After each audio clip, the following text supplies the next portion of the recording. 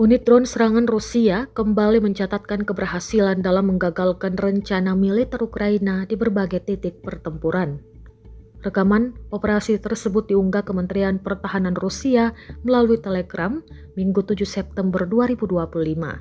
Dalam laporan yang disampaikan, pertama, tim drone dari Batalion Khusus Terpisah Yugo-Vostok berhasil menghancurkan sebuah tank angkatan bersenjata Ukraina di wilayah pemukiman Dobropoli.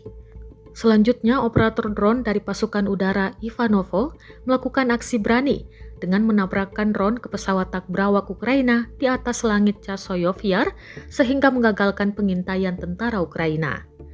Tak hanya itu, spesialis dari Detasemen Sukarelawan Irbis, kelompok pasukan selatan Rusia, juga melancarkan serangan akurat yang menghantam 3 pos penempatan sementara militer Ukraina. Sementara itu, operator drone dari kelompok pasukan timur menggagalkan upaya rotasi unit Ukraina di daerah pemukiman Stepovoy, wilayah Dnipropetrovsk.